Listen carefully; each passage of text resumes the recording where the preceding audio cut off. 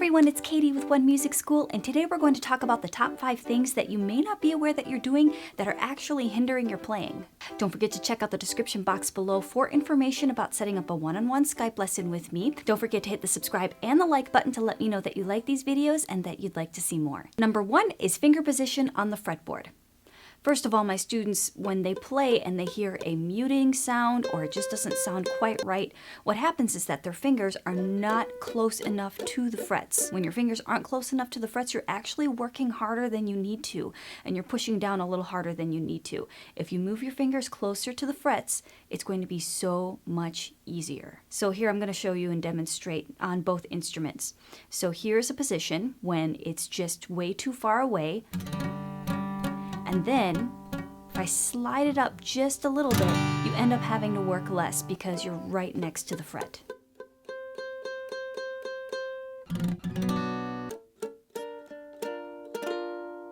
Number 2, it's position of the body. Now, I'm not talking about this body right here. I'm talking about the body of your instrument.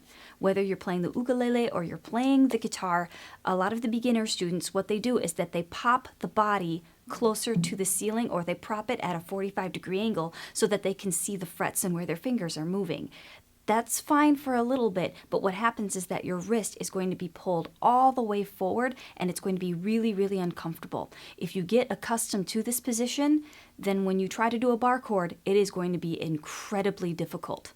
So what you do is that you have to make sure that the body of the guitar or the ukulele is going to be close to your body. So hold it, give it a big hug.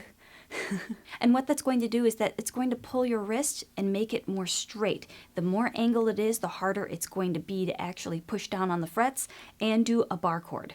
Number 3, only using your wrist to strum. It doesn't matter whether you use a pick or you're using your nail to strum. You have to make sure that you do not have what I call the goose. This right here. No geese. Now, if you only play with your wrist, it's going to be incredibly difficult to be able to play a faster strumming pattern with fluidity. So, what I mean by that is that if you only use your wrist, and instead of using your elbow as a pendulum, that is going to be so much easier. Now, when I'm strumming, I make sure that I let the momentum come from my entire arm, mainly from the elbow, and then also I can have a little wrist bounce if I need to. That's going to enable you to subdivide more and to be able to use a faster strumming pattern. Number 4, using the flats of your finger versus the tips of your fingers. Sometimes a student asks me, all I hear is just this muting when I'm playing, and I look at their finger position and their fingers are flat across their strings. When you have a flat finger position, you're actually muting the other strings around it. This can work if you are intentionally trying to mute another string, but if you don't want this to be your intention, then you're going to end up with kind of a muting mess. In order to make things sound more clear, move your finger position just slightly forward and try to use only the tips of your fingers.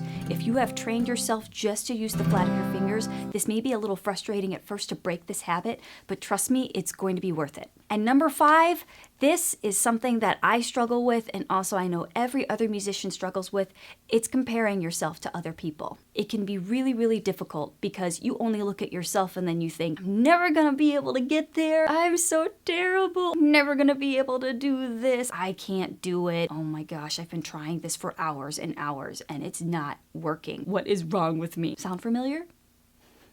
Instead of saying, I can't do this, you could say, I can't do this yet. Now, when you compare yourself to someone else, it doesn't have to be something negative.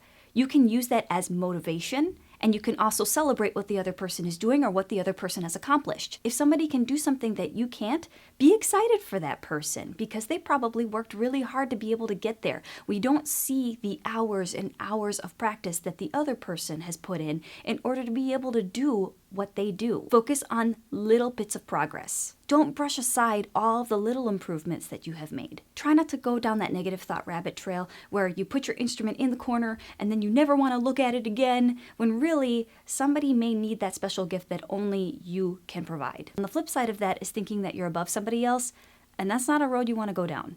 Because what that does is that can actually hinder you from improving.